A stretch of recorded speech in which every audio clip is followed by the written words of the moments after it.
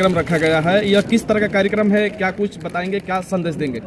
यह राष्ट्र में जो नूतनता का एक प्रवाह चल रहा है, वर्तमान की व्यवस्था को लेकर के भारतीय सांस्कृतिक जागरण का यह स्वर्णिम काल कह सकते हैं शताब्दियों में। उस व्यवस्था में ब्राह्मण वर्ण के अंतर्गत आने वाले सामवेदीय ब्राह्मणों का आज सम्मेलन हुआ और इन लोगों ने अपने पूर्वजों के द्वारा किए हुए कार्यों को पुनर्याद किया और यह भी याद किया कि ब्राह्मण को लेकर के जिस तरह से लांछित किया जा रहा है, ब्राह्मण को या ब्राह्मण के अंतर्गत जातियों को, ब्राह्मणों के अंतर्गत बहुत सी जातियाँ, सर्वकर्ण, मैथिल, सनाट्य, गौड़, आद्यगौड़, भूमिहार, ऐसे त्यागी, मुहियाल, गालव, चित्तपावन, असंख्य जातियाँ हैं। तो कहीं कहीं लेकर के जो उनको लांछित किया जा रहा है, तो उस पर आज संवाद किया कि जब ये भी एक सामवेदीय ब्राह्मणों का आने के बाद पलायन कहीं से करके जब आए तो ये स्थान रहा, उसको डीह बोलते हैं। तो उन लोगों ने ये याद किया कि हम केवल जब आए तो हम अकेले ब्राह्मण नहीं आए, हमारे साथ चारों वर्ण आया और चारों वर्ण की सभी जातियां आई। तो यह लांछन की प्रक्रिया जब शुरू हुई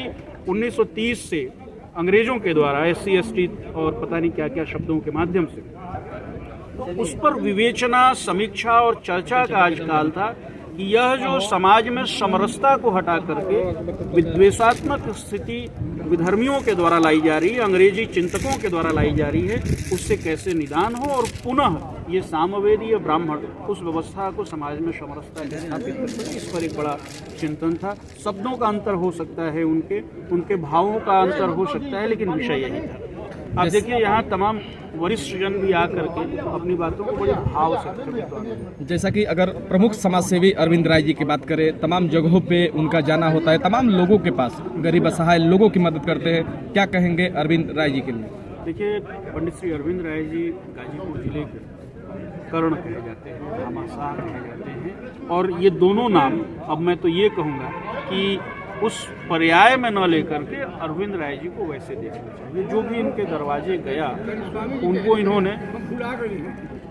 इन्होंने पोषित किया जी, तो उनको इन्होंने पोषित किया और आज भी वो कर रहे हैं। उसी का ये परिणाम है कि ये किनवार कीर्ति स्तंभ, इसको जो इन लोगों ने नाम दिया है, सती माता जी का स्थान जो है, सामवेदीय ब्राह्मणों का जो स्थान है, वो आपको दिख रहा है कि एक व्यक्ति सृजन को किस तरह से सामाजिक सौहार्द के साथ, उन्होंने बीच में 2022 में एक यज्ञ भी किया था जहां किसी ने कोई जाति नहीं पूछी और लाखों लोगों को यहाँ भोजन दिया गया। तो ऐसे व्यक्ति के लिए मैं किसी व्यवस्था में बांध करके शब्द कहूँ या अनुचित होगा। अरविंद राय एक बड़े नाम है और वर्तमान की व्यवस्था में एक त्यागी पुरुष के रूप में कह सकते हैं। गुरु जी, ये जो स्तंभ रखा गया है किनवार समाज का, इसका उद्देश्य क्या है?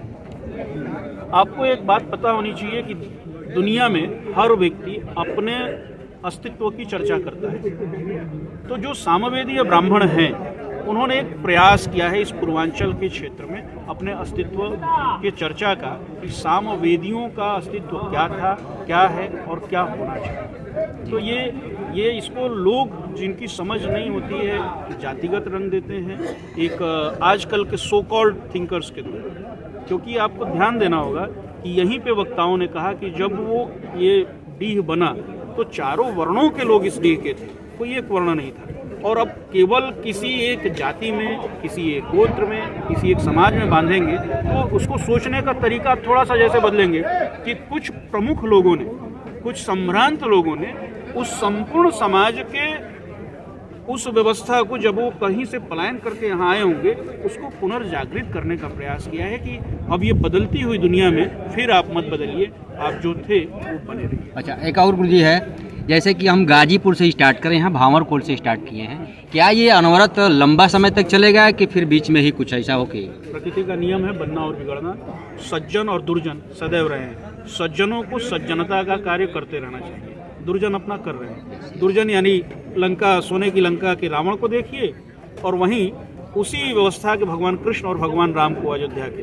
तो आपको समझना होगा कि सज्जन और दुर्जन अनादिकाल से चले आ रहे हैं। तो ये सज्जनों के सज्जनता का प्रतीक है, सज्जनों के सज्जन शक्ति और सज्जन धन के सदुपयोग का प्रतीक है। वो अनवरत चलेगा, वो कोई एक दिन का क्रम नहीं है। गुरु जी, एक आप और बात कहें कि अगले साल से जो अगर बनाया जाएगा पंचमी, तो 5वीं, अगले साल से नहीं, मैंने कहा कि बसंत पंचमी को जी जी हमारे एक शिष्य हैं वो यहाँ पर 1600 उपचार पूजन भगवती का और एक भंडारा करेंगे। यस।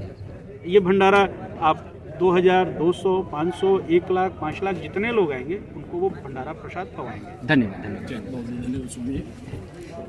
पूरे 20 राज्यों में भारत के आपके शंकराचार्य के रूप में जाता हूँ और कहता हूँ कि हाँ, मैं 1941 में स्थापित अंग्रेजों के प्रतिनिधित्व करने वाले शंकराचार्य के रूप में नहीं हूँ। मैं वो शंकर हूँ जो नंबूदरी परिवार केरल में जन्म करके काशी के अंदर अपनी साधना से अपनी पुष्टि करके और शंकरत्व को संपूर्ण राष्ट्र में स्थापित किया, वो शंकराचार्य। वैसे ही अगर आप अपने राजनीतिक बात करते हैं तो खड़े होकर कहिए, यह समाजवाद की बात करने वालों, मैं वो राजनारायण हूं जो दिल्ली की सत्ता से लेकर के उत्तर प्रदेश के मुख्यमंत्री पद को मैंने दे दिया तुमको।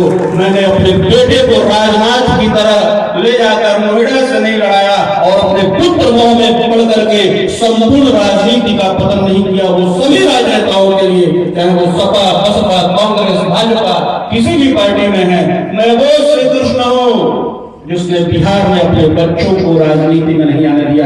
तो करिए ना राजनीति। धर्म को जब आप पकड़ेंगे तो धर्म आपको रास्ता देगा राजनीति करने का। आप बोलिए, वक्तव्य दीजिए। अरविंद जी ने इसीलिए कहा था कि राजनीति नहीं, क्योंकि वर्तमान की राजनीतिक व्यवस्था में नीति हट गया है।